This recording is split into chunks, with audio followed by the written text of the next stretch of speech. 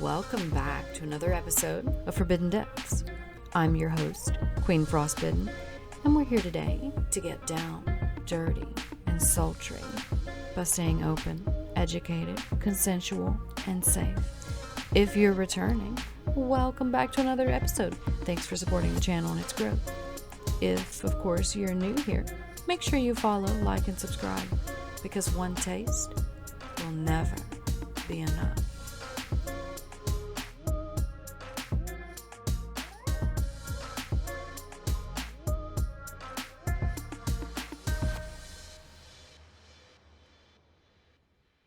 Awesome. So thank you so much for coming back to another episode of Forbidden Depths. I actually have an amazing guest today. So I'm going to go ahead and let her introduce herself first. Hi, my name is Fierce. I am a sex worker who is on socials a lot as just a personality, like an activist. I don't do any online work. I'm solely in person. But yeah, I started out as a stripper and now I'm a sugar baby. I love it. I love it. So as she said, you can actually find her on @thatgirlfierce on Twitter. Super awesome page. I've been following her for a little while. I do want to go ahead and ask you, starting out, I know that you have like in your bio that you were ex-stripper. Kind of what got you into being a stripper in the first place? Money, but the broader answer to that would be I was in college and I ended up taking time off due to my mental health. Like I was super depressed and I was Right. completely like untreated for that depression. And wasn't coping well. So I ended up leaving school and thus didn't no longer had my scholarship. So then I needed to like still pay my rent. Right. And I had a friend who had talked about this club that she had worked at where she'd made money, and I had two other friends who had tried it and like never went back. And I was like, honestly, like I'm gonna go try this out. It was only a shot girl Right. like thing at first, which in hindsight now I know is the gateway drug Yeah. to stripping. It's big time. Yeah. But so I was like, fuck it, like I'm gonna go and audition here and like apply and see if they'll take me, and if they will, like I'm gonna do the shot girl thing. But if I hate it, I'll try dancing. Mm-hmm. So I started doing the shot girl thing. It's really annoying to sell shots just in general, especially shots that you know barely have any liquor in it. And so do many of the patrons not know that as well. And you have to like pay for them, like sell them. It's silly. But so that's kind of how they set things up too. It was like shot girls were able to give lap dances if they were inclined to do so. Mm-hmm. So I'm selling shots, then I can get lap dances. I'm getting paid more for lap dances, obviously, than I'm making off of these shots. So Right. they open it up to you. And then I personally really just love dancing and performing and always have. And I haven't really had an outlet for that since I was like in high school and when I was a cheerleader. Right. So I was like, okay, like if I hate this, I'm gonna try dancing. So I think I lasted as a shot girl for 3 weeks. Mm-hmm. And then I was like, I'm gonna try dancing. And then they switched me over to dancing and I like really, really, really liked it. I made like a bunch of new friends and like was like able to go on stage and dance and have fun. And if it wasn't for like the actual club, like I would have been like very, very fine. If it wasn't for the fact that the club was taking over 50% of it, everything we Yeah. made. Sorry, I'm fixing my shoe. Um, but so other than that, like it was great. Like me and my friends from work would like leave the club at 4 a.m., drive to this 24-hour IHOP, go in. They all knew us. They always remembered our orders. So we'd be like hanging out to like 6 a.m., bullshitting, and then like go back to the city and whatever. So it's just like I really enjoyed like the life I was getting to live, and I really liked dancing. I like person to person interaction, and I'm an exhibitionist, so it was very like in Yeah. my wheelhouse. Right. But like I didn't love the customers by any means. Yeah. Right. One of the like worst things that ever happened to me when I was stripping happened in this club, in my first club. A dude bit my nipple. And like this wasn't a club where like the dude was able to like do any of that in the first Yeah. place. Like this club had cameras everywhere. It was a What the very, very fuck? strict club. And instead of trying to like lick or suck it, he bit it. I do not understand to this day what the fuck that man was thinking. But I like screamed, ran, got the bouncer. It's like, oh my God, he bit me. And they were like, Mhm. okay, sir, you gotta go. Like, I don't know what the fuck you're doing. You gotta leave.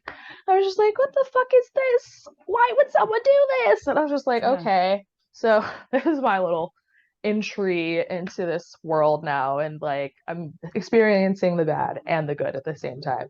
Right. Um, but yeah, like, it's just that club was like relatively safe, Mm-hmm. technically. But they took so much of your money, it didn't really matter. And they were Right. really strict about things they didn't have any reason to be strict about. Yeah. Um, what ended up happening though was I wasn't managing my money appropriately. I ended up not being able to pay my rent, so I found a subletter and then like moved home. And when I was home, I like took like 6 months, about a year off of dancing. Mm-hmm. And then as I was about to have to be looking for like a new apartment in my hometown, it dawned on me that I was like, I don't want to fucking live here another moment. Right. Right. So I was like, okay, let me look at clubs here. So then I ended up trying out two clubs in my hometown, one of which was like, I lasted a day and I was like, I gotta go. Right. And then the other one was ended up being one where one of my childhood friends worked at, which was so random. Like her mom and my mom had been friends for like decades, and it Mm-hmm. was so hilarious to find her there. Um, but so I started working there, and I basically had a little Chicago jar that I put all my cash in because I had like two jobs other than that. Mm-hmm. So my strip money was just for leaving, which was nice. But yeah, and then I moved up to Chicago and I started dancing here, and then I danced from 2015 on through 2020, and then the Mm-hmm. lockdown happened and I no longer could work. Right. So I danced like a total of 5 years, counting like that first little stint of dancing for like 3 months before I moved back home. Mm-hmm. And I went back to the club for like 2 seconds last summer and was like, yeah, no, I don't think I'm gonna do that anymore. Not Yeah. 2022 summer, but 2021 summer. Mm-hmm. Um, but yeah, so I was dancing. I really, really loved it. I traveled a lot. I danced in a lot of clubs. I was all over the place. And like I really loved like the lifestyle and being able to go to places, be like, Right. oh, I could work here if I wanted to. But then lockdown hit. I was in Vegas at the time. Like I was living in Vegas. I was paying Mm-hmm. rent in two places. I was wintering there because in Chicago the winter is awful Harsh. and it's bad. And like I actually don't mind the cold, but I do mind is how the money plummets. Yeah. Get very little tourism, obviously. Right. So like as a general rule, like my earnings dancing in Chicago would like be like a third or a quarter of what I could make in a summer or fall month. Mm-hmm. So it wasn't worth it. So that's why I was in Vegas. And that's where I met my sugar daddy. Mm-hmm. I met him when I was at a convention. I was working at Spearmint Rhino, and he was there for a convention for his company. And we met, we hit it off. I was like, get my number, let's chat. Right. And then fast forward to like March 2020 when like COVID lockdowns are starting. I was like sitting on his couch with him as I started to see the news that like the world was shutting down. And I Mm-hmm. started looking at my phone and was finding out that like my club was shutting down. And I was like, hmm, well, and like turned and I Yeah. was just like, and I'm locking this man down. Okay, we're done. Like Right. we're Right. keeping him. We're keeping him. Um, so then by the end of that month, I had him he had my rent on auto pay and he started paying me an allowance every 2 weeks. Mm-hmm. And I've negotiated it higher like 3, 4 times now. But I've been on an allowance since then, and my rent's been paid since then. And I've been with Okay. him for almost 3 years. It'll be 3 years in January. Yeah.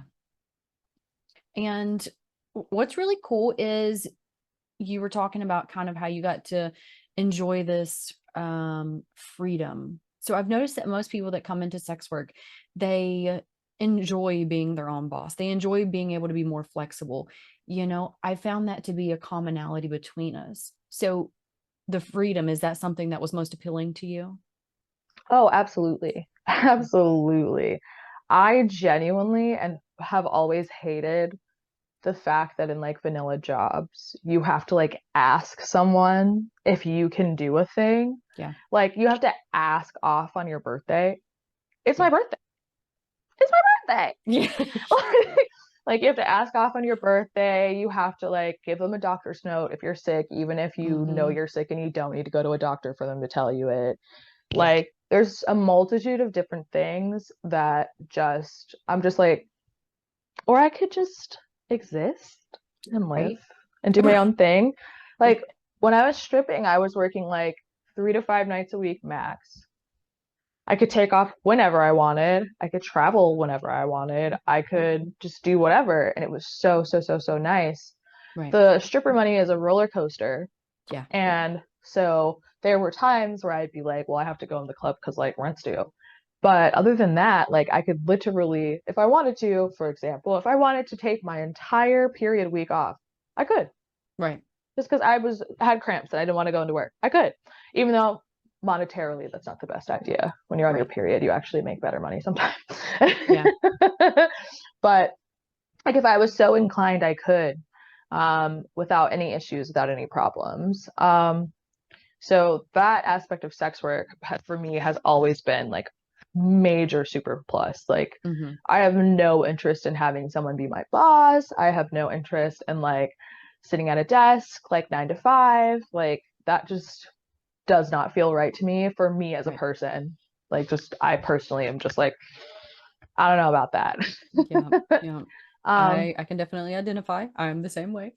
yeah, it's just it's not for me. And like after having experienced a life where I didn't have to worry about those things, it's even less for me, if that makes sense. Right. Like I'm Oh just yeah. like I really, really, really can't ever see myself being like, yeah, I would definitely like to go and like do like a corporate job or something like that. Be in Like a I little wouldn't enjoy cubicle, that. feel like you're boxed in all day. Yeah, I mean, honestly, at most, if I were to just go out and find a vanilla job, I would try to find a job that's in like something creative or something that like Hmm. involves using my like hands. Like, I would rather fucking be a gardener than work a 9 to 5. Like, I Yeah. would rather like work in a plant nursery or something like that. I feel like that would bring me joy. Right. But then that has more to do with the fact that like as sex workers, I feel we have an opportunity when we do sex work to view a life that is like outside the confines of like the standard issue like experience that most people are Yes. expected to have, Like the that cookie society cutter. tells you, yeah, that Yeah. society tells you to go for. They're like, you want this and like you want to Yeah. work 30 years for this country company and then retire, you Hmm. know?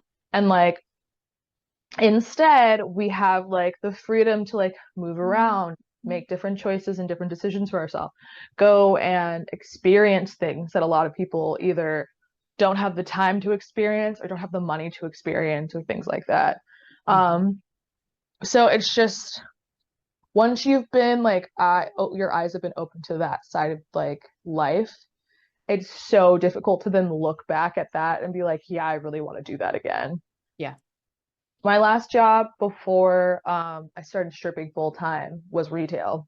Hmm. And as a person, I was extremely suited for retail. I'm a very good salesperson. I'm very organized. Not like organized like in my house. Mm. There's an order to my madness. Right. But Right. like when I'm confronted with like a piece of paper that tells me exactly how something is supposed to be arranged on a shelf, I'm your girl. I got it. Like Right. it's like breathing for me. I'm totally ideal for that situation, and I'm great with numbers too. Hmm. But retail demanded so much of my time. Like retail, I had to be in the freaking store putting away a bunch of stuff and putting out new stuff on Christmas Eve because after Christmas we are going to be having our sale. You Yeah. know, like Right. just so many like days that the average person would not have off, retail employees have to be there, like no question. Yeah. Um, so that it just really sucked. And I just got tired of it because I was working like 20, 25 hours a week. And like it was like a commute, and then I would get there and I had to be wearing a certain thing and behave a certain way Mm-hmm. and be there for like hours and then come back and go Right. home. And then like on the days I wasn't scheduled, I would go into the club. And like on some nights in the club, I could make more money in one night than I would make on an entire 2 week paycheck. Yeah. Even my entire freaking month paycheck in times. Like, Yeah. and it was just like the time commitment was so drastically different. It was like I can work in the club like 20 hours a week and I can make like $2,000 to $3,000 depending on what it's looking Right. like. Honestly, more than that if I was really hustling. But like estimate. Whereas like if I gave me giving the store 20 hours a week was like, okay, I'm gonna make like 200 a week before taxes. Yeah. Yeah. Which was ridiculous to me. It became less and less realistic the more I was doing it, the more I was Right. comparing the two. Yeah. So with looking at that comparison, I know that money is a big factor, and it sounds like time was a big factor for you. What other differences were there between sex work and a 9 to 5? I would say the expectation of the people around you as well. Like Mhm. strip clubs, like you'll have a manager and they expect you to like look pretty. Mhm. Yes. And there's also like fat phobia and anti-blackness and all those things like rolled in there, Yeah. obviously, but that's not something I would go without experiencing in another job. Like Right. I like being in a job where your appearance is a large factor. Obviously, like that becomes exaggerated and becomes a bigger problem in my experience. Mm. But at the end of the day, like I was a black woman when I was working retail too. So Yeah. either way, it's it's a problem I deal with. So like for me, it wasn't that drastic of a change. Mm. Um, so like that expectation from management was that, and like the expectation from customers was like lap dances. But like I had the right to choose which customers I wanted to interact with. I had the right to literally Right. tell a man he could fuck off to his face and he couldn't do anything. Yeah. Like he couldn't Yeah. do a single thing about it, which I found hilarious. And which I became very accustomed to. And now I'm just like, what do you mean I can't tell them like it is? This is like it is. Particularly when it's like this person is not paying me, so I don't Yeah. have to be nice to them. Right. Once you learn that, once you become a person who's like, until you pay me, I literally can be as mean to you as I want because you haven't paid me to be nice. Mhm. To go from that to being like, I'm getting paid an hourly wage, so I have to be nice to you for Yeah. $10 an hour. Yeah. I was like, that expectation, the customer is always right and shit. Like, no, they aren't. Yeah. They are Throw that out often the window. very, very, very wrong. Yeah. They That's are my rarely experience correct, too. I would argue. Yeah. That's my experience with all that Yeah. shit. But It's the like, expectation is so drastically different. And it's like then you have bosses and things, and they expect you to like move a certain way, act a certain way, defer to them in certain things. mhm. And like in strip clubs, often I would be looking at the guys in charge and be like, I don't know what the fuck you're talking about. Yeah. Like you have no idea what you're talking about. Whenever managers would be like, oh yeah, like this guy's like got money, wooty wooty woo. He just dropped a black card at the thing, and I would be like, I already talked to that guy. He's not gonna spend a dime. Mm, He mhm. bought a bottle though. I know you're very excited about that for you. Yeah, right, For right. you guys, 'Cause they gonna get buying a some bottle money. is great. For Yeah. me, all it is an opportunity to get one free drink and determine if this guy actually wants to pay me money. And oftentimes, Mhm. he doesn't want to. Yeah. So that kind of leads me to the next question that I have for you. Whenever you were dancing in the club, how did you kind of, I guess, filter through who you thought would pay and who wouldn't? Oh, so it depends. It would depend heavily. Like depending on like where I am, what kind of club I'm at, what kind of like vibe it is that night. But as a general rule, particularly when I was at my home club, I would like come downstairs, do like a loop around the floor, get an eye like look around and see if there was Mhm. anyone promising, look around and like look at the guys and Right. see people who like made eye contact with me and whether or Mm-hmm. not that eye contact lingered. Right. And then oftentimes I would be like, whatever, it's a little early. I don't really feel like I need to talk to anyone yet. Then I would go and like chill and talk to the DJ and be like, hey, when are you gonna put me up? And then once I went on stage, I would often make it a point to go on stage and then see like who interacted with me. Mm-hmm. Because that's like my billboard or whatever. That's Right. my like advertisement. Right. And then from there I'd like go talk to people. And I would like, and if I didn't have anyone come like tip me or whatever, I'm like gonna go at least talk to somebody if I'm here.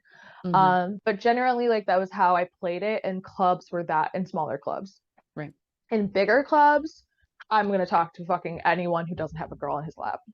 Mm-hmm. Just because Spearmint Rhino is one of the largest clubs I've ever worked at. It's probably one of the largest clubs in the country. And there were nights on like certain convention where there'd be like 300-400 girls working. Yeah. And like you can't wait to get on stage. You might not get on stage until 3 hours from now. So everybody just like hits the floor and like just like it's a feeding frenzy. It's like sharks circling. Right. And I am like, I would just see some dudes just look totally bewildered, like come out of they come out of a room and just be like, I just spent $500. I've been here for an hour. Wow. And I'm like, just be like, welcome to Spirit Rhino. Like, well, yeah, it be like that sometimes. It do. Because like in Rhino, like dudes would literally like be coming in the door.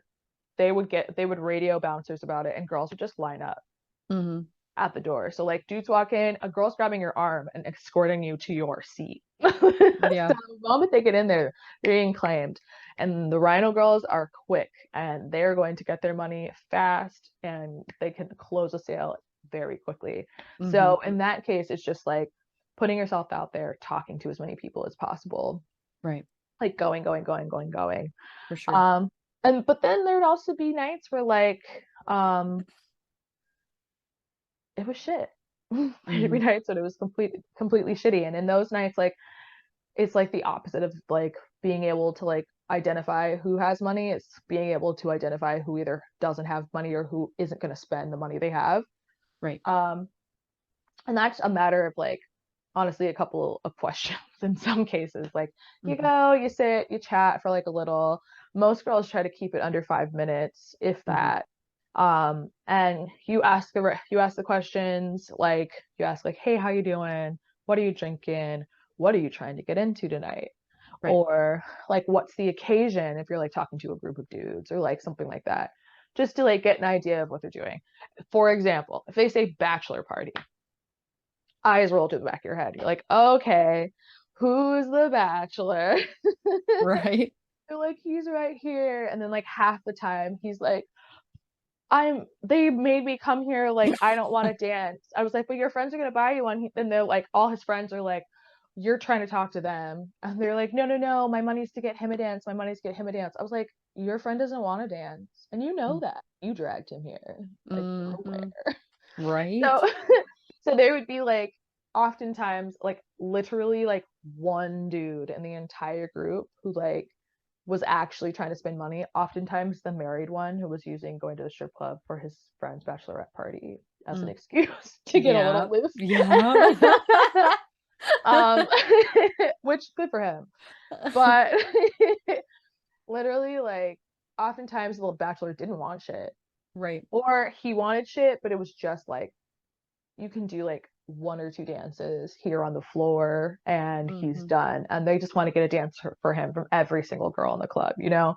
Yeah. And in that case, like I understand where they're coming from, at least they're paying girls, but a lot of times they just be sitting there like, yeah, I'm here with my friend, I'm just here for his bachelor party, I don't want to do anything or like do anything. Yeah. You're just like, okay, bye. And that would be like a frequent occurrence in the summer because wedding season, where you'd be like, there'd be sections of the club that were just all huge groups of dudes that were bachelor parties, and you'd already talked to them like at least once, gotten any money you could out of them, and knew that you wouldn't get anything else.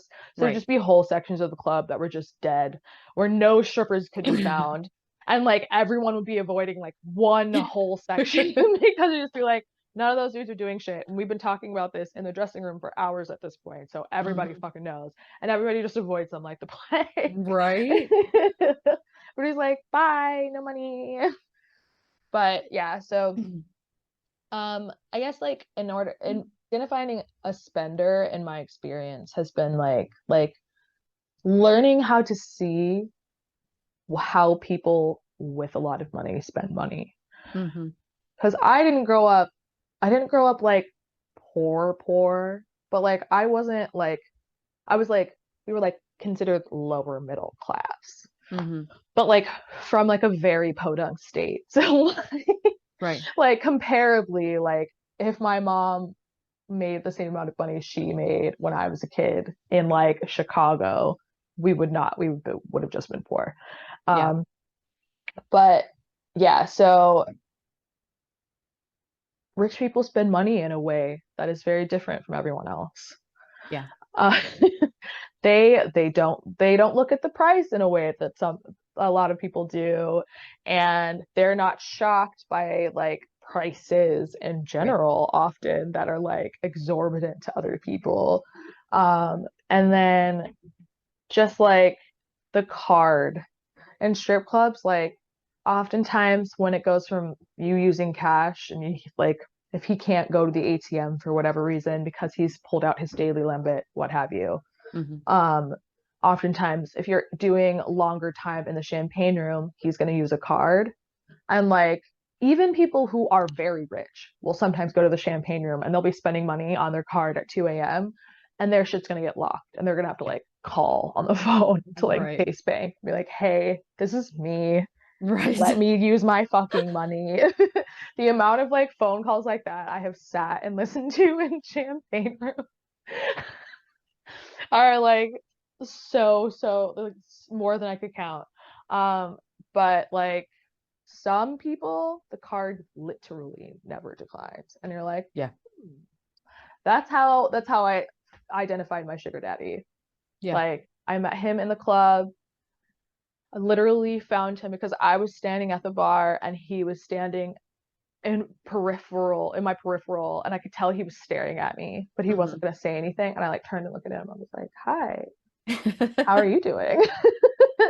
And like from there, like he got me a drink. We did some dances. We went to the champagne room, and it was like he was running his card, and like he was running a tip on the card for me, a tip on the card for the bouncer, like and paying me out. And then we did another half hour. So like he did that again, and that's often where they like where the card would start declining. And when Right. he did the second transaction, didn't decline. I was like, okay. And then I was like asking questions like, are you married? Are you divorced? What's tea? And Mm-hmm. he was like, oh, I'm divorced. And I was like, happily? And he was like, oh yes. And I was like, you should get my number. like, you need a girl like me in your life. And he Right. did. And he agreed. And he's had me in his life ever since. Um, but yeah, so that was like he was like all of my stripper like experience of Mm-hmm. watching people like getting people to pay me and getting people to spend money on me and identifying like those little itty bitty hints that you Right. start to pick up on are the reason why I was able to like identify him immediately as someone like who had the money to be doing what I was trying to do. I was just Right. like, Like potential. Yeah, for sure. yeah, For sure. So whenever you're looking at it, I know you were talking about kind of you have a talent for that kind of thing, and then some of it was kind of learned over time. What do you feel strengths would be to kind of help people be successful in sex work? don't be afraid of no. Hmm. Like you just have to become accustomed to rejection. Many of the people in sex work who present as femme, like we are like in society not accustomed to being rejected. Yeah. Like just because men be desperate. Yeah. Like, still do. Having a vagina will really get you places. Right. Like just Right. because men are weird like that. But like a lot of us are like unaccustomed to like being like told no or being like rejected in some way. Right. And in stripping, if you take every rejection to heart, like girl, you're Yeah. never gonna get anywhere because you have to take like 100 rejections a night to find that one guy sometimes. That's fine. You could work from 9 p.m. to 5 a.m. and you don't meet the guy until 3 a.m. but that guy makes your night. Yeah. And you just have to be able to keep hustling. You have to be able to keep like making that effort. Right. But yeah, so that would be one, like, don't take no for an answer, or don't let no get to you. And then also I would say, like, I don't know, in stripping, I wouldn't say I was upbeat all the time. I had rough nights where that would, like, I would not be at my best. Right. But generally, like, learning to, like, hold your temper, unless you're a dom. This doesn't apply to doms. Like, learning to hold your temper, like, because oftentimes when you're interacting with clients, tricks, whatever you want to call them, they're just things they're gonna say and do that are ridiculous. Ridiculous, annoying, like, make no sense, or make sense but are, like, offensive, like, like backhanded compliments and shit. Yeah. And, like, well, while you can, like, try to, like, educate someone in order to get them to a place where, like, they won't behave like that, at times you have to choose money over education. Yeah. You have to choose to ignore certain things in order to get paid. Yeah.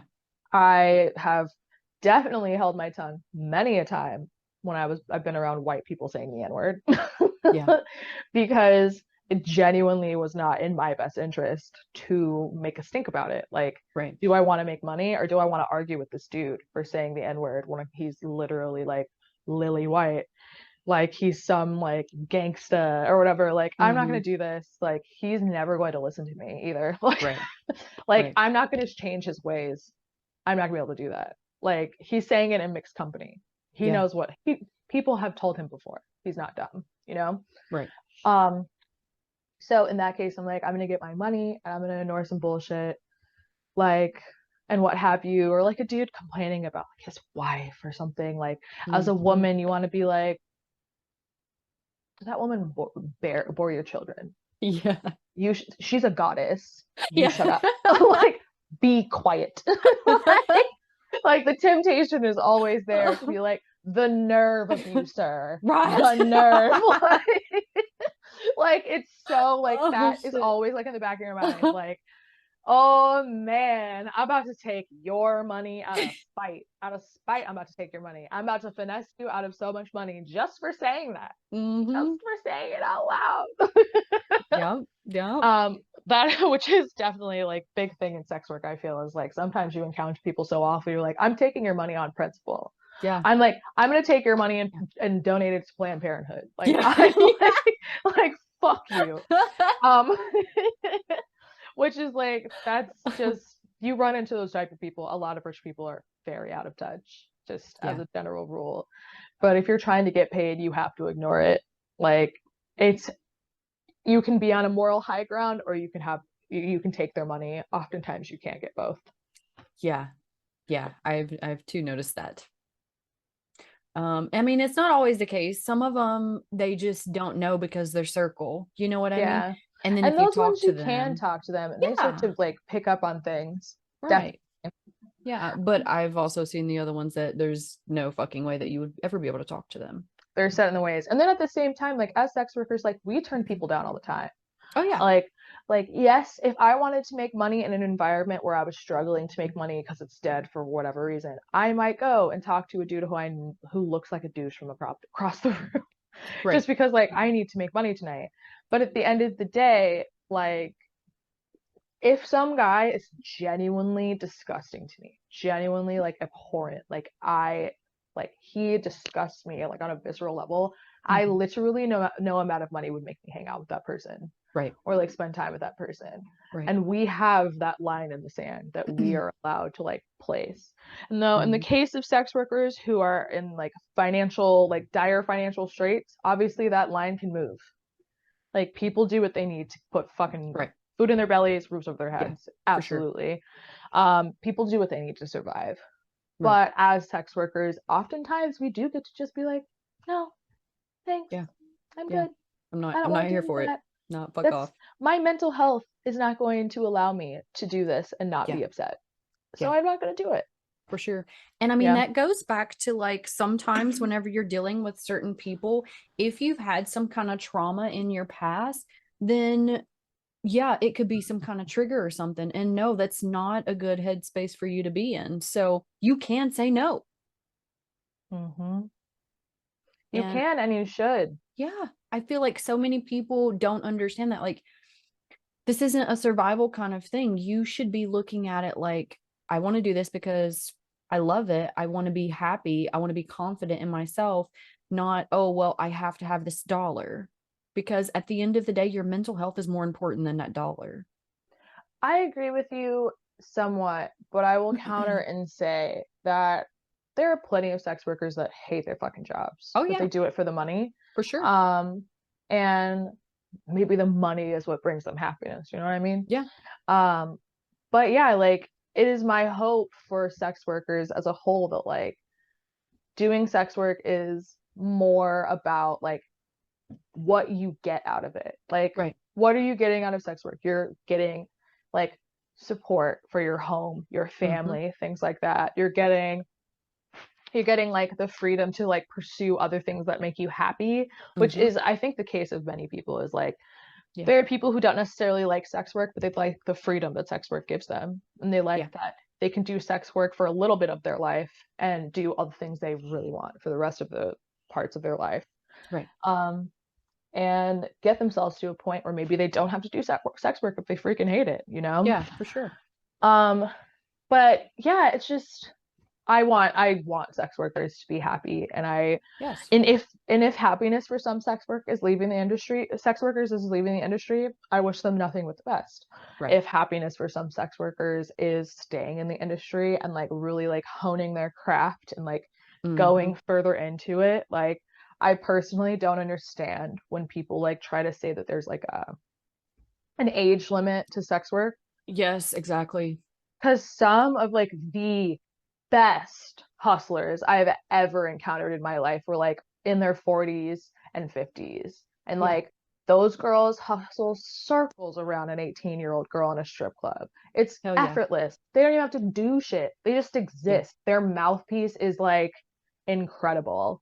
And like the Yeah. same could be said for anyone and doing any other type of sex work. Like genuinely, I think there's just this myth that is obviously perpetuated by like society, but like Hmm. there's this myth that like women like stop being hot after they're like mid 20s. Hmm.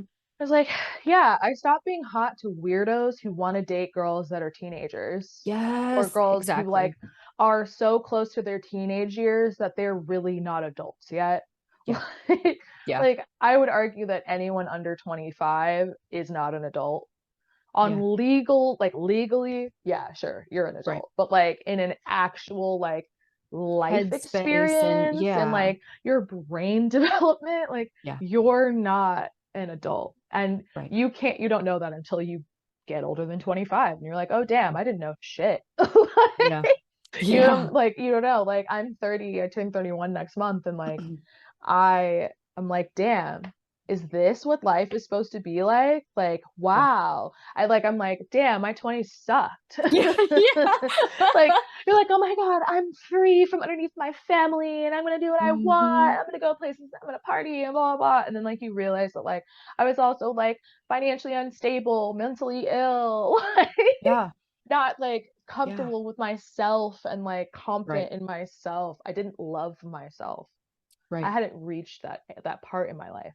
Right. Um, so aside from people that erroneously believe that women stop being hot after 25, um, there's such a huge like group of customers who like are seeking someone who's not young, who Yeah. are like actually genuinely like, I don't want to even look Yeah. at a 21-year-old. I'm a Right. fucking adult. Right. Right. Like people who like have age appropriate preferences. Hmm. Like aging with your clientele is fine. Yeah, for Like sure. your clientele still wants you to do sex work. Like with like they want you to see them do make their porn, whatever, whatever, you know, like there's a Right. million and one. Oh There's a yeah. Oh million and yeah. one options. But like to say that like, oh yeah, like, after this age, blah blah blah blah blah. And I'm just like, They don't know what the fuck they're talking about. because if someone who actually like knows the industry and has been in it for a while, it can fucking get water out of a stone. Yeah. Get money out of someone that like some of us would be like, I'm giving up, I'm over it Mm-hmm. in many cases. Or like arrange something for themselves that like no one else would think of doing. Right. Like just overall getting yourself like situating yourself in a way that can make you money, despite the fact that like society tells you that like you're Mm-hmm. like washed up or whatever. It's just Right. like it only takes like one guy. Yeah, for sure. And I mean, there's even categories, even in like mainstream porn that caters to older women. You know, you're looking at your GILF, you're looking at your MILF, you're looking at your mom kind of stuff. Anything that's so like focused on that, even the dad kind of stuff.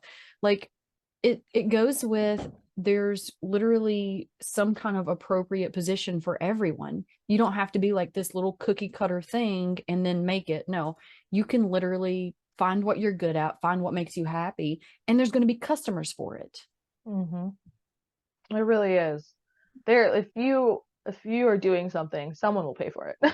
Yeah, That's what 100%. sex work has taught me. I Yeah. am forever and always impressed by the things women are able to sell. Mm-hmm. Oh my goodness. That They're like, reminds me of when I started selling foot stuff. Like, I did mm-hmm. not know that so many people were like into toenails and like foot scrapings. Oh And my goodness. There used to be a foot guy at my club. Well, there's mhm. foot guys at all clubs, Oh but there yeah. used to be a specific foot guy and he had a type. He liked like teeny, teeny, tiny, like size 6 or smaller feet. Hmm. And any girl that started working there who had that size shoe foot and like had nice toenails, oh, he was like, come say hi to me. And like I talked to girls who he was their regular and they were like, yeah, whenever these shoes get shitty, I just sell them to him and he pays enough that I can buy a new pair. And I was Yeah. just like, bravo. Yeah. We fucking love to see it. Like, Right. you better, because all that shoe was gonna do is go in the trash. Hmm. Yeah. So if Why he's not gonna have a sell it? good time with it, have a blast. Have a Right. blast, sir. Right. Just make sure you send my money. Exactly. Yeah. Exactly. Yeah. So let's kind of talk about the sugar baby aspect. Did you know about sugar babies before you attempted to get into your relationship, or was it something that you just kind of fell into? So I like dabbled in college, but I never really actually got into it. Like, Okay. I like looked, or no, it was around the time that I was also stripping. I met a dude in the club who was like, "Oh yeah," like he was trying to sell me dreams. In hindsight, now that I know the Right. game, he was he was not going to pay me what I needed to be paid.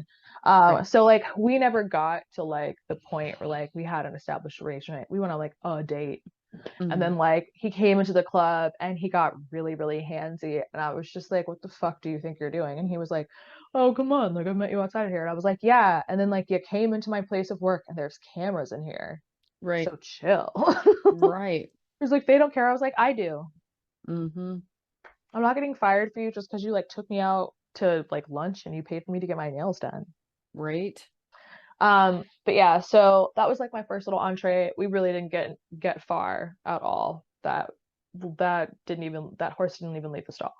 Yeah. But so like I dabbled, like I would have like customers who would like meet me in the club and they'd want to take me out, they'd pay for things or like buy me gifts, things like that.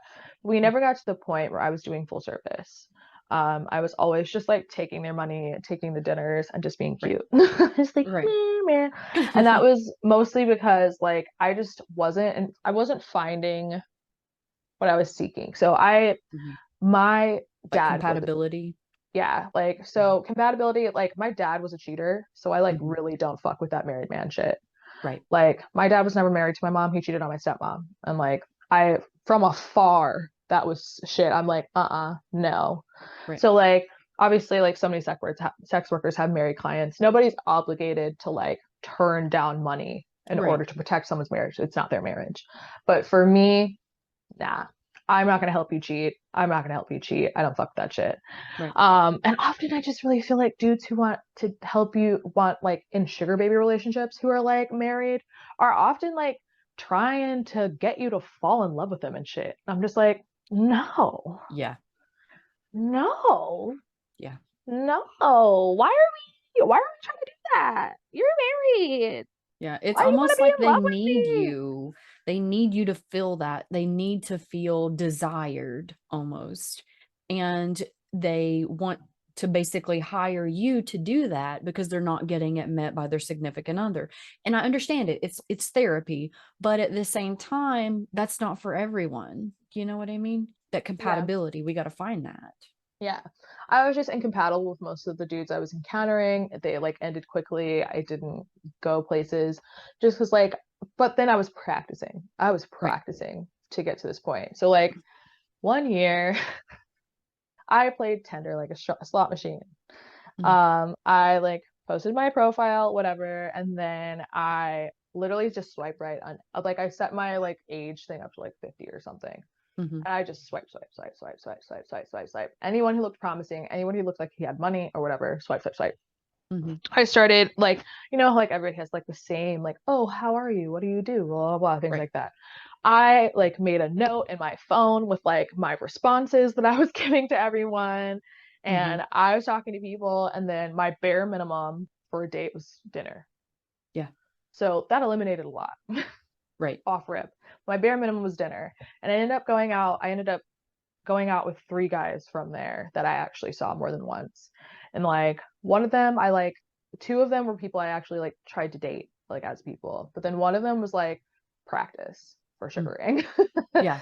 I like went out with this guy for a couple of months. We did things. We went on like beautiful dinners. We went like to this like Halloween thing together, like as a couple, like dressed up.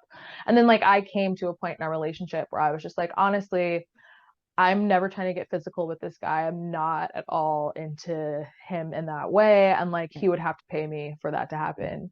And Right. I mentioned that to him, not like nicer, obviously. Right. I Right. mentioned that to him, and he was like, no, I'm not really interested in that. Like I've had a girl say that to me before and blah blah blah. And I was like, I'm so sorry, but I can't see you anymore. And just Yeah. like blocked, just like Right. sorry. But that was me just being like, okay, like what I personally need in order to like spend time with this guy and like be in an actual physical relationship. Like I established my parameters and was like, Right. if I go outside of these, I'm not gonna be comfortable, I'm not gonna be into it. Like it's not even worth the money. Right. Um, but yeah, so I'm blanking on like what the start of this question was, but I hope I answered it. Yeah, we were talking about kind of where you started as a sugar baby. Mhm. So, So yeah, that's where I started. I did a little seeking arrangement dabbling. I did a little Tinder dabbling. mhm. And then I just like I would like be online, like talking to people and like just in general, like just moving around, trying to figure out like where I'm trying to be. So that by the Right. time I ran into my sugar daddy, I had gotten to the point where like I was like, okay, this is what I know to do. Right. Um, so when I got him, I was like, okay, cool. And then there was like this girl on Instagram who was like had like a sugar dating course or whatever. Mhm. And me, I was like, like I have a sugar daddy now, but like this is my first real arrangement. Like this is the first time I've actually like had someone who like as far as he was concerned, I was his girlfriend, which was a thing I learned over time. Yeah. It is the best sugar daddies are the ones that don't know they're sugar daddies. Yeah. For sure. For sure. They're the best ones. But so I followed her and she just spit a lot of game. I later found out that she was like stealing game from other people and like whatever. But Yeah. at the time though, she had it all in like one place where I could access it, so it was nice. It was Right. able to just sort of give me like the tools, like the lingo to like move like try to get someone to do something for you without like outright asking for it. I think is the Right. biggest thing about sugaring. In sugaring, it's like instead of being like outright like, hey, I want you to pay for XYZ, it's like, hey, I've been thinking about making this purchase, but I don't know what I want. Like, can you help me like make a decision? Like that's how I started Mhm. dropping hints from my sugar daddy to eventually buy me the car he bought me. Right. It was like, yeah, I've been looking at cars, I've been saving up, like I think I really want this type of car. What do you think? Mm-hmm. Like things like that. So I'm like giving him an opportunity to like step in Right. as like my knight in shining armor. I'm like, I don't know anything about cars, but I Right. like this kind of car. Like, what do you think? And and you just oftentimes it's a matter of like giving them an opportunity to like rescue Right. you or like step in your time of need in a way that's not like, oh my gosh, like I can't afford this, blah blah. It's more like, yeah, like I've really been thinking about this purchase, or like I really like this thing and I've been Mm-hmm. coveting it. I can't stop looking at it, like things like Right. that. You just like lay out certain things for them so that like Right. their brain starts churning and they're like, oh, so she'll like if I buy her this thing, or she'll like if I Mm-hmm. pay for this, things like that. Right. And that's like the game that she sort of like, that's sort of what I got from that course, was like that type of game. And from there I was just like, okay, we can do this. Right. And I've been in it ever since, but it's honestly just practice, like Yeah. any other form of sex work. Right. It's practice. It helps that my sugar daddy is pretty low maintenance in comparison to other people. Mm-hmm. Um, but then again, it's like I know people who've had sugar daddies that have had like stage 5 clingers. It's been a lot. But they spend a Yeah. whole lot of money, like a ton of money. Yeah. And then I know people who have like dudes who are just, they pop in and they pop out. I have a friend who I have a friend who had a sugar daddy who like would just pop up like a couple times a year, and he would like just write her a check for her rent for the entire year and disappear. Yeah. I was like, girl, that's crazy. And she would just be like, I haven't heard from him in months. I don't even know if he's alive. Yeah. Which during COVID, he had gotten COVID, and that's why she didn't hear from him for a very long time. But yeah, like it's every arrangement is different. It really just depends on you and like what you prefer. Right. I definitely think that having an arrangement helped me identify what I need in a relationship, like a real Mm-hmm. relationship. Right. Because like there's like I think there's a part of many sex workers that it's like, like that fairy tale, pretty woman fairy Yeah. tale. You like meet a client, he's just so Mm-hmm. obsessed with you and he's got money and he wants to pay you and take you out of this life and blah blah. Right. Like we all like entertain that at least for a little, you know? Like Yeah. I feel like everyone does. And in fact, like I learned from having like kind of experienced that like yeah, no, like it's more than money for me. Mm-hmm. It's definitely more than money for me. I don't think that money is enough to ignore every other trait that I desire in a partner. Right. And that's just this is why I think that trophy wives are sex workers. Yeah. I Yeah, for really sure. There are aspects of marriages, particularly where one person makes a lot of money, that gives sex work. Yeah. Sex work. I'm like, so you don't work, he pays for everything. You only fuck him when you want something. Mm-hmm. Now that you've already had his children, you only fuck him when you want something. Yeah. But Yeah. you're just married. Like this is just marriage, Mm-hmm. not sex work. Just marriage. Um, so in that case, I'm just like I could immediately, if I was so inclined, be like, I could find someone who would be happy to wife me up and make me their trophy Right. wife, but that's not like the life I want to live. Right. I also don't want to give anyone that level of power over me either, Right. honestly. Yeah. Marrying someone and stopping working for them is a choice. Yes. 100%. And it works for some people. It works for some people and they do amazing and they're great. But a lot of people, it does not work. Right. A Yeah. whole lot of people, it does not work. And in those cases, I'm just like, man, you know what? I would much rather remain in like a transactional relationship with Right. you than even Right. attempt to like make this into something real, Yeah. because it's not realistic in the long term. I know girls who like married dudes who were like super rich and like took great care of them. It's just like kind of gay that like they put up with a lot of shit Yeah. for the life that they were getting to have. And like they, if they're happy with their life, more power to them. And these Right. people aren't, I'm not even referring to people who were sex workers. I'm just girls I knew, like People in general. growing Yeah. up in like college and shit. Like I know girls who absolutely are the trophy wife in their relationship and like Right. don't care. And but like what little I know about their relationship, I'm like, are you okay? Yeah. You good? You sure? Um Yeah. so yeah, like just sex work and like sugaring in particular, like sugaring very much like has like a gateway drug aspect, I feel, to Yeah. like marrying for money. Oh, yes. Um, and like that's aspirational for many people. There's like whole entire parts of the internet dedicated to hypergamy and like marrying up and those type of things. And I've done my research and I've looked into it and all that good stuff. And I'm just Right. like, Just it's not not for for you. me. Yeah. Yeah, having a So sugar daddy is nice, but if he asked me to marry him, you're not going to be I would probably interested. say no. I Yeah. mean, if I could marry him and have the exact same situation that I have right now, I would.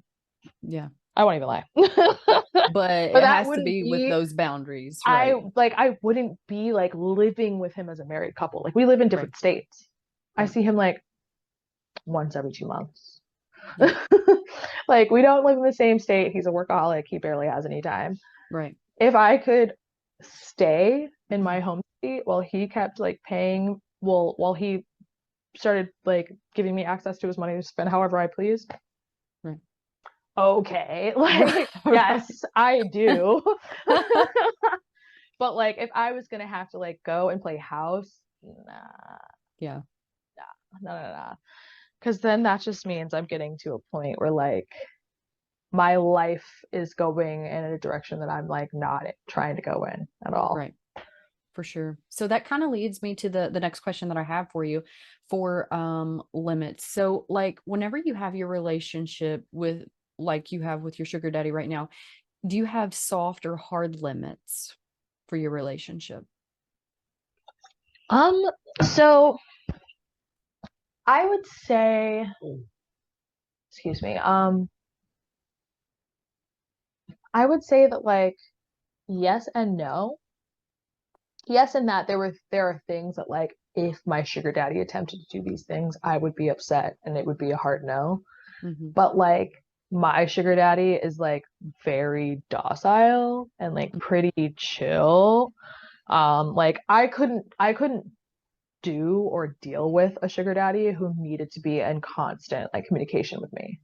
Right. That's a hard limit for me. I can't. I'm not like that with people I love. Like Right. I'm not like that with people like who are genuinely my closest friends. Right.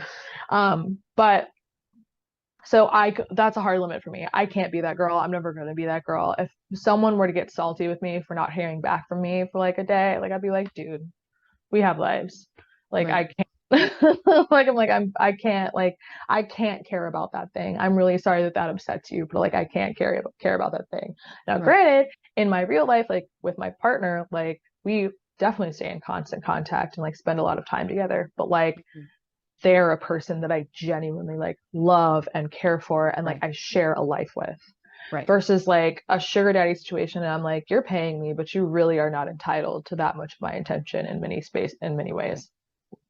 Um, yeah, so constant needs for attention I can't do. And then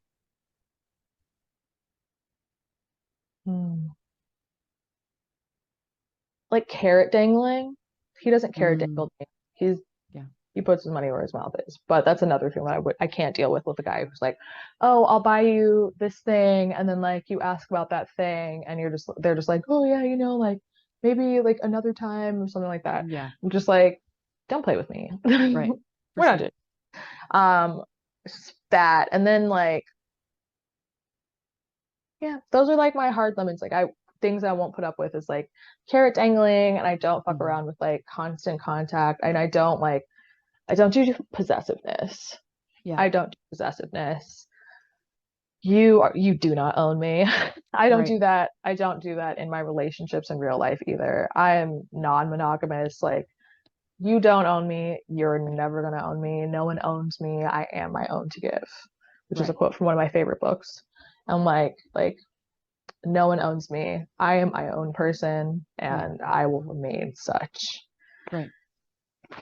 For sure. For sure. So, um, whenever we're talking kind of about whenever you got into the industry to begin with, it was kind of a I kind of need the money, but I kind of do dancing, kind of like that. Let me go ahead and see what that's about too. How long did you think that you would stay dancing whenever you got into it? Ooh, you know, without like me before 2020, I would have said I would have danced until I was like 35, Yeah. like stack paper, save up, buy like myself a business, something like that. I want to open Mhm. a one day, which is my 7-year plan, and I'm on track still. I'm just not in the club anymore.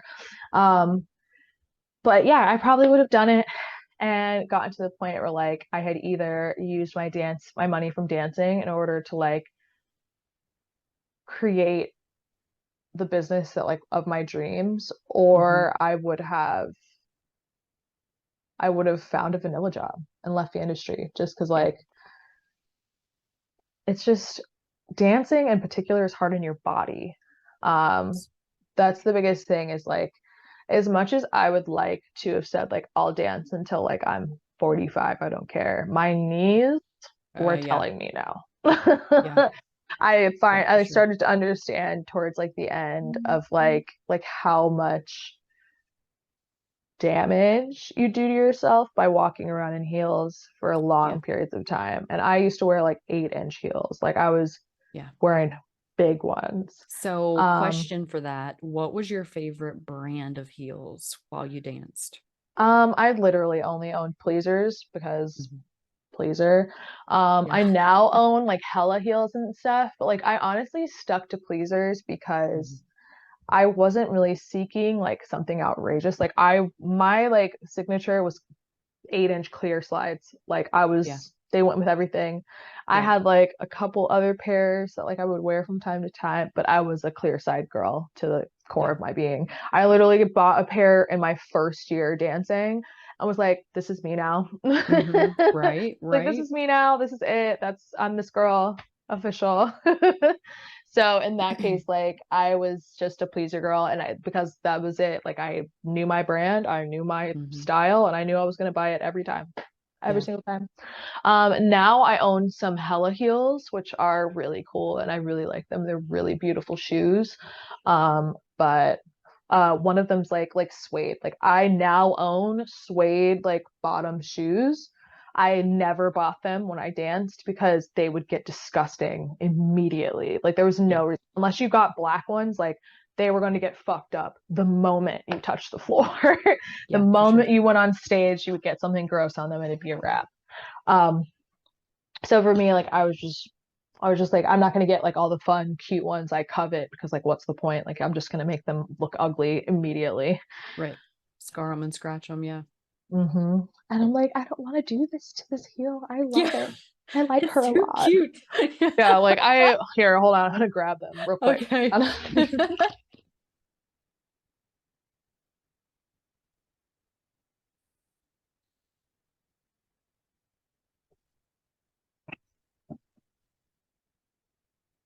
Like, look at these.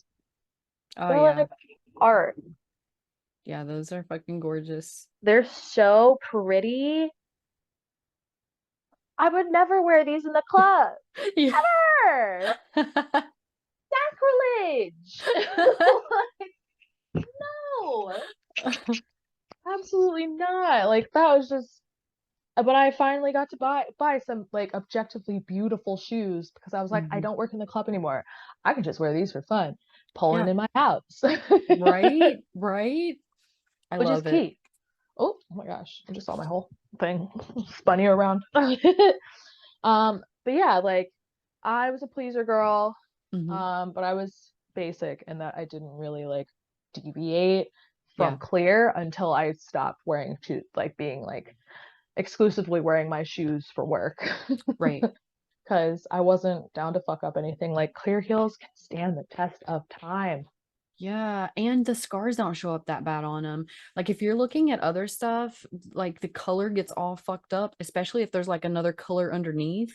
The chrome ones, Yeah. I bought one pair of chrome heels. I was like, never again. Mm-mm. Yeah. Because like after a while, they just look bad. They look bad. Yeah. They don't look good. They don't like they start peeling immediately. And once it starts peeling, it's a wrap. Yeah, for It's a sure. wrap.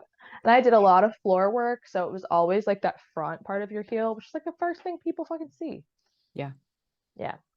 So with looking at that and looking at the positives and the negatives that go along with it, what would you consider some of the positives and the negatives to being a stripper and a sugar baby? Um, Positives to both money, like, Hmm. and having like money, like to really do like the things you want to do in your day-to-day life. That's Right. great. Financial freedom, security, whatever you want to call it.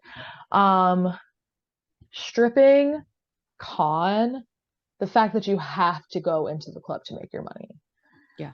Major plus of sugaring is the fact that like I have set it up so my life is like I'm guaranteed I know when my money's coming in. Right. It's on a set schedule, and I like a schedule. I Right. do. I really, really do. Right, for I sure. don't like it enough to get a 9 to 5, but damn it, this a good arrangement. It's great. So that's a huge plus to it for me is the Right. fact that my money is guaranteed and like Yeah, the um consistency. the consistency of it because Yeah. stripper money is a roller coaster Oh yeah. big time. Oh yeah. Like it's you could go anywhere with it like particularly during the pandemic like I knew girls who were working in the pandemic with before vaccinations were available, before vaccines were even finished, and like getting COVID like 2, 3 times from work, like Hmm. working in areas that weren't locked down. Like the risk you take when you work like in person, particularly now with COVID and everything, like it was already a risk, like going into the club, like just Right. because like The there's interaction. potential for anything that could happen, Yeah. like there's horror stories, everybody's heard them. Right. Um, but yeah, with COVID, it like added another layer to it. And then it Hmm. also just like management in most strip clubs is a con. Hmm. Strip club managers are often men. Yeah. Um, and they are often like shaking you down for like all your dollars and cents at the end of the night, despite the fact that like oftentimes they don't help you make any money. Yeah. Um, so basically like for that, like there are very few industries where the people who are at the top of the company or the business model have never done the job of the people at the lowest portion of it. Yeah. There are very, very few, like very, very few like places like that. Obviously, you have like Walmart, of course. So like the billionaires that own Walmart obviously have never worked in Walmart. Hmm. But like I'm talking like if you work in a Walmart, your Hmm. manager also worked in a Walmart. The person who Hmm. tells you what to do day to day has also done your job. Yeah. And in strip clubs, that is not the case. You are Right. often getting told what to do by someone who has never even touched the pole, let alone put on a pleaser heel, let Mm. alone sat on a dude's lap, like, and try to convince him to pay you. Yeah. So it had always the whole time I was stripping. It bothered me.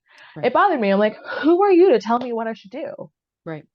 What size shoe do you wear in pleasers? Like, Right. since we're having this conversation, since you want to tell me how I'm supposed to work, what men like. Oftentimes strip club managers will run their clubs in a way where they make dancers cater to their personal preferences. Yeah. Despite the fact that like their personal preference doesn't really matter on a shift, like when you're on the floor. Like every single person is different. Every single person has a different like preference. And oftentimes strip club managers are like, well, I don't think girls like that are hot, so I won't hire girls like that. And Right. that is anywhere from not hiring black and brown girls to not hiring bigger girls. Like that like list is long, you know?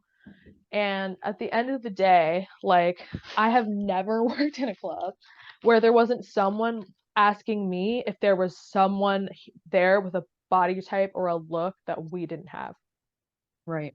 I've never worked anywhere where someone was like, yes, I'm completely satisfied with like every single, or not someone, but like Right. over the course of a shift or the course of the time working there, you always will run into someone who's like, so there aren't any big booty girls, or there aren't any like Asian girls or whatever, you know, like there's a Right. billion different like types, and it's like, or like things like that. And I'm just like, no, they don't hire girls like that, unfortunately. I'm sorry. Yeah. They Yeah. deliberately don't hire them, and I have no control over that. Which is why I think strippers should be in charge of their clubs. Mm-hmm. If anybody knows what like fucking men like, it's the people who freaking grind on their dicks for money. Yeah, the people that cater to them, for Yeah, sure. That's like like, I was talking to one guy. He was it was back earlier in my career. I was talking to him about potentially him opening a strip club. And I'm talking to him about the kind of people that he wants to have in the club. And he's like, we got to make sure we don't have anybody that has like, you know, those mom scars. And I'm like, so what? no stretch marks, no C-section scars, because women with children are not allowed to work in your. Make it make sense. Like I was like, okay, I'm done with this conversation right now. Like, I'm not even trying yeah, to talk to you about it anymore. like I'm over it. I'm actually done. Be quiet. Yeah. Like be quiet. That's Yeah. the thing. It's like men will be like, "Oh, I don't like this thing." I'm like, there are plenty of men that do. Yeah. And you, just because you aren't cool with that, just as you're not attracted to that, which if you're not attracted to a woman who has visible signs of having had a child, I think you're just suspect in Yeah. general. Yeah. Women are bringers of life. Yeah. Bow down, motherfucker. Right. Um, Right. like you need to chill. You need to chill. Yeah, like that's ridiculous. But just those little things where they're like, oh, I don't like this, I don't like that. I don't like girls Mm-hmm. who like have a lot of tattoos. Tattoos are a great example. There are Mm-hmm. clubs where dudes where freaking there are clubs where managers legitimately hate girls who are heavily tattooed. Mm-hmm. Like hate it and are going to purposely tell you how disgusting they think you look with tattoos on you. Yeah. Like I have seen bitches cry being like told those type of things. Like they will go out of their way to genuinely be really fucking mean to you. And Yeah. like that's why I didn't really get many tattoos while I was dancing. Like I Right. just got a tattoo for the first time in like 7 years. Because Mm-hmm. like it wasn't realistic. I knew it was already hard for me to get hired as a black girl, and then a black girl who wears her hair natural on top of that. Right. Like I was already fighting some factors. I couldn't also be heavily tattooed. Like I Right. just knew that that was going to hinder me in so many places. There were places where I travel with friends for work where I would get hired in clubs over them because Mm-hmm. I was petite and not tattooed. And even though I was black, they would rather have me than someone who was bigger and or tattooed. And it was like Yeah. weird because we would work in the same clubs often and have entirely different clientele Mm-hmm. oftentimes, but like would both be making great money the whole time we were there. So Right. like it's not even that they like people can't make money. If they would let those people come in and work one shift, Yeah. they could prove to you that they make money. I've watched a friend audition and have someone throw money on them on stage, like make it rain on them on stage, and then they were told no still, that they couldn't work there. They make like $30 on a stage set. They only did one song, and they're still like, yeah, no, I'm sorry, we don't like girls with tattoos. Yeah. blew the fuck out of me. Yeah. That really blew my freaking mind previously. Which is Um, fucking crazy considering a lot of the mainstream porn, a lot of the mainstream workers now, do have tattoos, at least some kind of visible, like not everybody is, very heavily tattooed, but they at least have visible ones. I mean, as a general thing, people are more tattooed. Yeah. Like, I think I've seen the statistic that it's like 25% or more of people under the age of 30, between 18 and 30, have tattoos. And I'm Hmm. like, yeah, that about lines up with like what I've seen. In fact, I Right. would argue that it's higher than that, Yeah. depending on where you are, though, I would Right. say. Because like most of my friends have tattoos. Yeah. I can think of two people off the top of my head that don't. Hmm. Two people who are Right. completely blank canvases. And Right. like that's it. Everyone else has at least a couple, not even just Hmm. one, like a couple. Right. So yeah, like so that's a con of stripping. Hmm. Having to like fight against people's prejudices in order to get hired, Yeah. despite the fact that you're a money making ass bitch and you know you are, and Yeah. all they have to do is let you in the door and you're gonna make Right. money. But they have all of their hangups. Um, cons of sugaring, having to really genuinely like build a relationship with someone.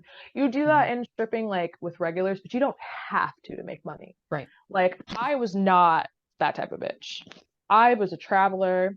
I went all over the place. I was trying to go get my money and leave. I'm not trying to Right. like keep in contact. I'm not trying to get your number and tell you when I'm coming in. Like Right. I'm in this city for 4 days. I'm getting money and I'm leaving. Right.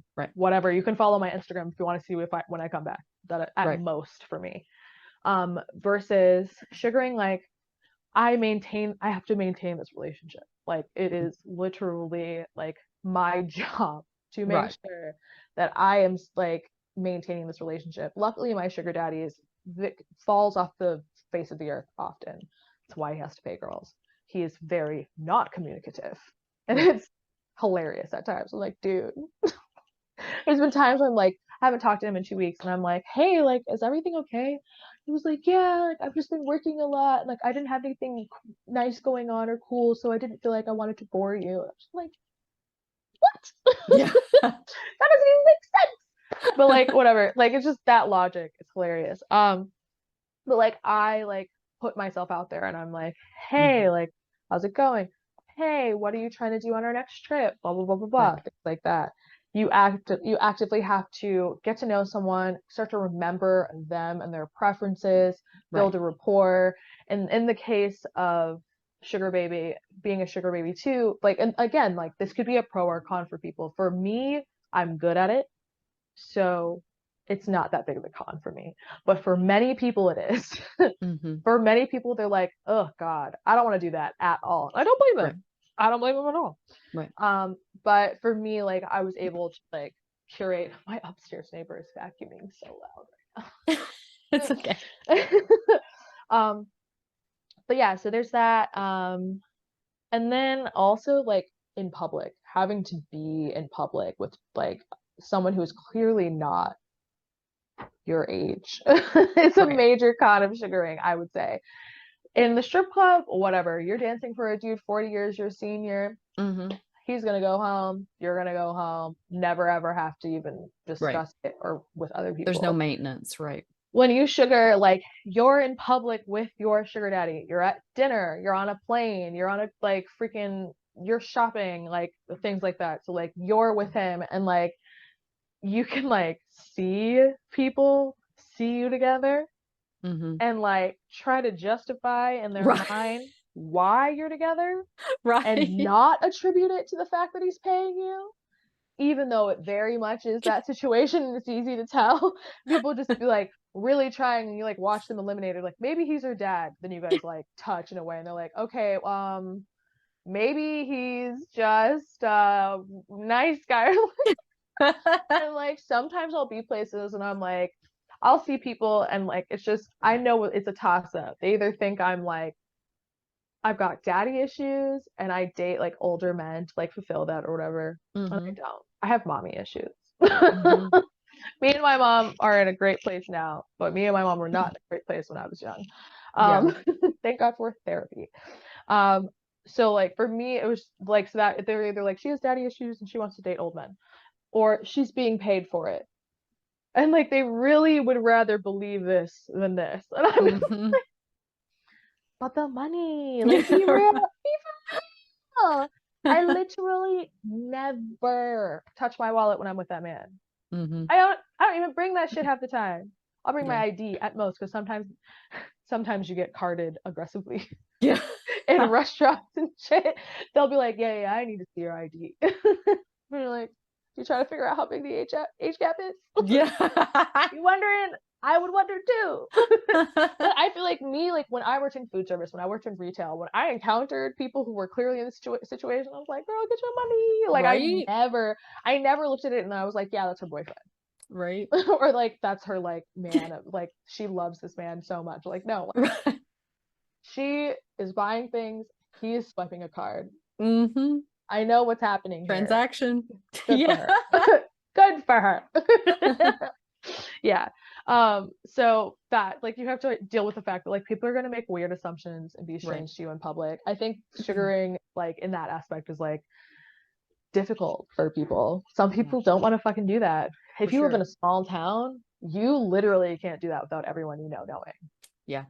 Yeah. And like that makes your life harder Mhm. overall. And some people don't want to deal with that. I don't fucking blame them. Yeah. So that's like a con of sugaring. Like you have to be seen in public with this man on a regular basis in order to get your money. Right. And that's typically a negative for people, and it's valid. It's Right. extremely valid that they don't want to do that. But pro is like once you build rapport with your sugar daddy, the world is your fucking oyster. Mm-hmm.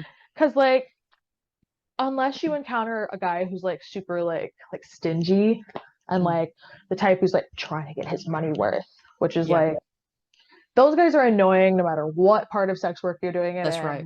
100%. Escorting, camming, whatever, what have you. Those customers suck ass. They're Yeah. just fucking annoying to deal with.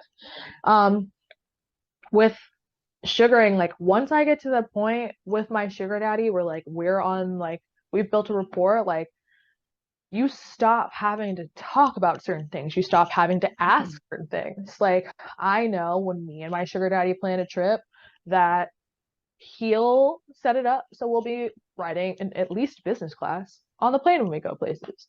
Mm-hmm. And then I know that when I'm booking the hotel, money is not an object. And that I can pick a place that's like beautiful with like great rooms, a great view and everything, and he's not going to look at his credit card statement in bulk. I don't even think he really looks at it that much in the first place. Yeah. I don't really think he looks at his credit card statement that often. I think he just has that shit on auto pay and doesn't Yeah. even care. Yeah. Except to comment because sometimes he has like an app on his phone for this card. So he gets a like notification when I like use his card for things. And he like jokes with me. He's like, I think you use that card more than I do. I'm like, I do, I probably do. But yeah, so like once you get to that point, like you have trust. Like Right. my sugar daddy bought me a car, like he got me a custom car, a custom Jeep, paid it in full in my name. The man sent me a fucking check for $66,000 in the mail. I was Yeah. like, here, go get your car. It just came in. Like, I'm like, that's my car. And if I were to dump him tomorrow, that would still be my Be your car paid Right. off. Like Yeah. that shit, you really can't get it in like stripping or like things like that. There's Right. always like so many of those things like have strings attached to them. And at Mm-hmm. the end of the day, like if I blocked my sugar daddy and never spoke to him again tomorrow, that's not like he can't like I can't that car isn't gonna get repossessed. Right. It's mine. Right. As far as the city is concerned, it's registered to me. It's Right. mine. I didn't pay for it, but it's mine. Right. Like so in that case, like building that level of trust with like a trick is like you really start to be able to do shit. Oh yeah. Like it's in the cards. Like I have plots and I have plans, and me and him have already discussed like him buying me property. Like Right. that's on the table. And after having been gotten the car, like I know it's on the table and it's monetarily reasonable for him to do it. Right. Yeah. And getting to that point with someone, or like that like they can and will spend money on you and take care of you, is fucking priceless. Mhm. And I know girls that were kind like able to like finesse that type of situation with like regulars in the strip club, I would say, but it doesn't happen frequently. And like there Mhm. are definitely probably girls who got like cars bought for them by customers. I know girls who've gotten like designer stuff bought for them by customers and things like that. Right. Absolutely. But you also kind of like it's more like ostentatious in the club. It like creates like envy, or it like makes sure like management want to like get more of a cut and like things like that. Mhm. So in stripping, Yeah. that while it's a positive in many ways, could also be a negative in how it impacts like your relationship with the club and with your Right. fellow dancer. Um, and like it's not incognito versus like Mhm. sugaring is like, yes, my friends know. I'm like, honestly, I just told you on this podcast and I've mentioned it on Right. Twitter. Like, but like as a general rule, like people in my day-to-day life like don't know that. Right. They just know it's my car. Right. Like random people who you don't speak to in the club are gonna know that guy Mhm. bought you red bottoms and brought them into the club. For sure. The For whole sure. dressing room is gonna be a buzz when you Mhm. bring that box into the dressing room to put in your locker, you know? Right. Which it is like just a thing in and of itself that like makes things a little bit more difficult, I think. Mhm. So whenever you talk about kind of your situation, whenever you're with a group of people, you know, they kind of know what's going on with you. And then if it's a one-on-one kind of relation, it's you can just choose who you want to tell. So that brings me to my next question. Do you openly tell your family that you are a sex worker, or is it one of those things that you kind of keep tucked away? So it depends on the parts of my family. Okay. All my siblings, I'm the oldest. All my siblings fucking know my shit. Okay. Mm-hmm. They don't care. They're all younger than me. They're like in, two of them have kids. Like I'm like they don't care. They're really Right. chill. They're really accepting. Like that's fine. And then like my mom and my dad never got married. So my mom's side of the family is like the household is like my mom, my grandma, my uncle, and my little cousin. Mm-hmm. So like them, of course my little cousin doesn't know, but like Right. they all know. My grandma is not the type of woman to like really actually like comment, but she Mm-hmm. knows. She absolutely knows. And she's chill about it. It's not something people bring up. And like my mom knows everything, doesn't give a fuck. My uncle knows everything, and he's just like, "Can you stop calling him your sugar daddy? What is his name?" I was like, "Yeah, okay, that's valid." Fair play. um, Fair play. yeah. And then like with my dad's side of the family, my dad's side of the family is like very religious. Mm-hmm. So my dad knew I was a dancer. He definitely we have not personally discussed Right. me having a sugar daddy, but I think he suspects, just like he figured out I was a dancer without me having to tell him. Mm-hmm. Um, versus like my grandparents, I never tell them that. Yeah. I'm never telling them that. Right. They're not at all the type of people who will take it well. Yeah. For sure. And it wouldn't even be a situation where I'd be like disowned. Like, no, like Right. it would be like disappointment and like Yeah. disbelief and Yeah. things like that. Like they would just be like upset, like, why would you do that? Blah, blah. Yeah. And try to make And you feel like shame or guilt or and something. like I'm not inclined to like explain that aspect of my life to them. I'm Right. an adult. I don't ask them for money or anything. Like Right. I have my own life. I don't live in the same state as them. They live in the same state as my sugar daddy, actually. Oh.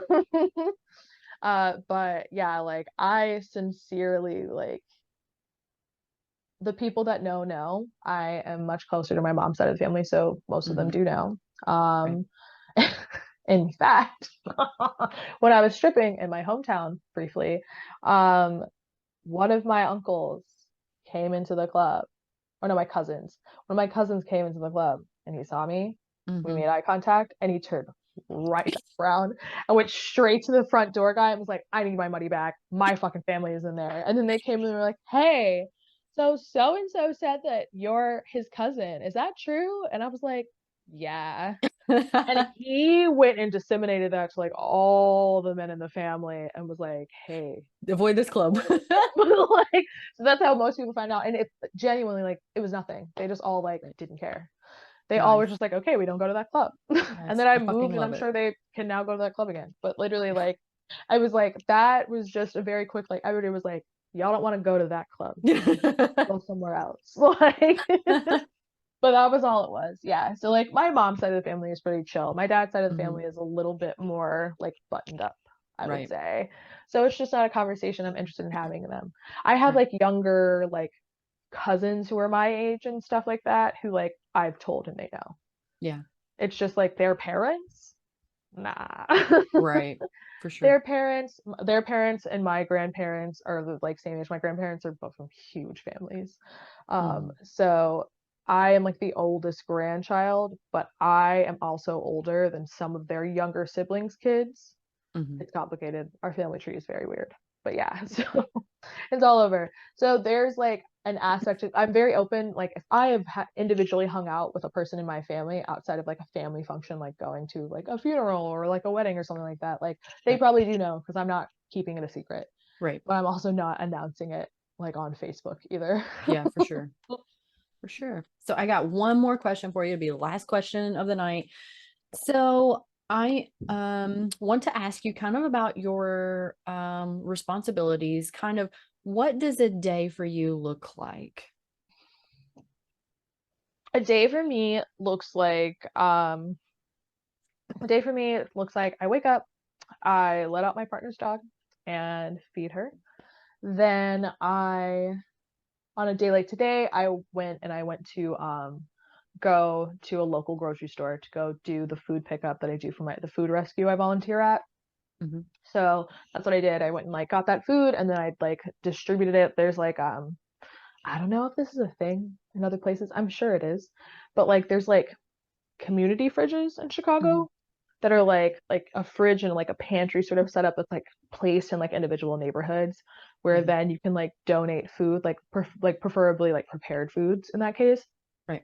So like I went to one like two of those fridges and like put like a bunch of the stuff that we got from the grocery store.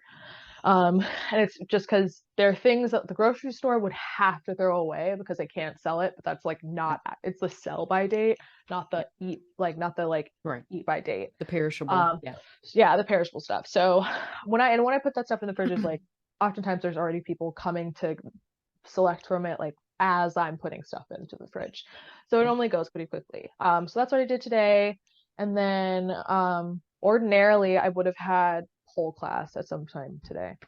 Mhm. And then tonight I'm going to my friend's little movie night.